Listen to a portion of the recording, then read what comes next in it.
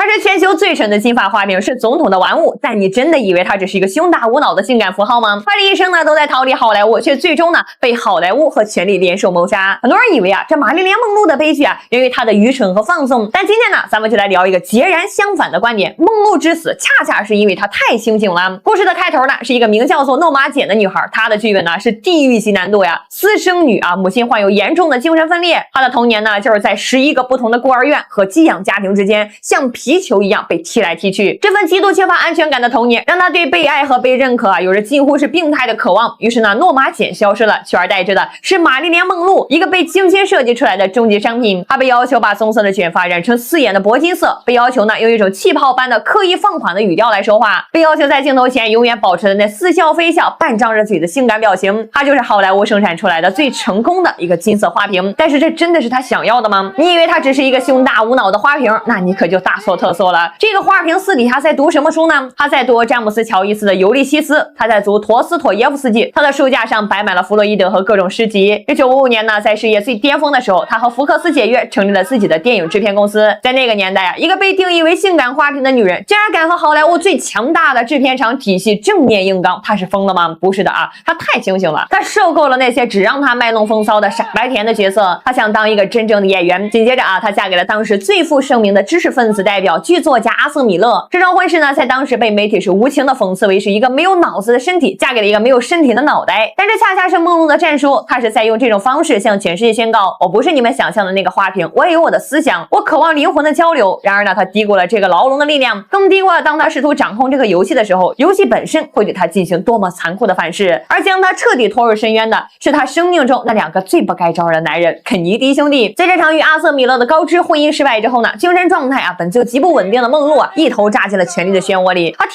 真的以为啊，凭借自己的美貌和名气，她可以征服总统。她以为呢这是一场恋爱啊，却不知道在肯尼迪兄弟的眼里，她依旧只是一个玩物，一个更高级、更有名，也是更危险的玩物。1962年呢，那场麦迪逊广场花园生日宴啊，成了她人生的绝唱。当晚呢，她穿着那件缀满了2500颗的水钻，紧到几乎要长在皮肤上的裸色长裙走上舞台的时候，这场表演啊传遍了全美国。这已经不是调情了，她在向全世界宣告：看啊，这个国家最有权势的男人是我的。她太清醒的知道自己的武器是什么，也太愚蠢的高估了自己这件武器的威力。她忘了，当一个玩物开始试图去掌控它的主人的时候，它的下场呢就只有一个，被销毁。肯尼迪家族呢被他这波自爆操作那给吓坏了呀！一个精神状态不稳定，知道太多秘密，还和黑帮呢有着千丝万缕联系的好莱坞女明星，哎呀，这简直就是一颗行走的炸弹。于是呢，总统兄弟啊开始像躲瘟疫一样来疏远他，拉黑他的电话，而这也彻底激怒了梦露。他开始歇斯底里啊，威胁要召开记者会啊，他要把和那个肯尼迪兄弟的枕边私语全部都给他抖露出来。他触碰了权力的逆鳞。1962年的8月5号啊，这36岁的玛丽莲梦露被发现是赤身裸体的死在了自己洛杉矶的公寓里。床头柜上呢散落着几十个药瓶空瓶，官方死因是急性巴比妥类药物中毒，大概率呢是自杀啊。但这个官方结论从一开始他就充满了无法解释的疑点。为什么第一个发现尸体并报警的不是他的管家，而是他的心理医生呢？为什么他的管家啊在事发后的第一件事是疯狂的去洗床单呢？为什么他那本记录了所有机密的日记本会不翼而飞了呢？为什么在他死前的最后几个小时，有目击者称看到了有人呢曾秘密的进入他的公寓啊，并且俩人呢发生了激烈的争吵？为什么他的尸体上有多处无法解释的神秘淤青呢？所有的线索呢都指向了一个令人毛骨悚然的可能，他不是自杀，他可能是被谋杀的。他被那个他曾试图去依附和挑战的权力系统联手给献祭了。玛丽莲梦露的悲剧呢就是物化的终极体现。好莱坞的制片厂体系啊，将诺玛简这个人呢物化成了一个名叫做玛丽莲梦露的性感商品，它存在的唯一价值呢就是被观看、被消费。而肯尼迪家族代表的政治权力呢，则将它物化成了一个可以随意丢弃的玩物。而梦露自己呢，她一生都在与这种物化进行着悲壮的抗争。她试图用婚姻来证明自己的灵魂，她试图用自立门户来夺取自己的事业主权，她甚至天真的试图用攀附权力来摆脱被物化的命运，但她失败了，因为她始终没有看清楚，在一个物化女性的系统里，一个物品是永远不可能战胜它的主人的。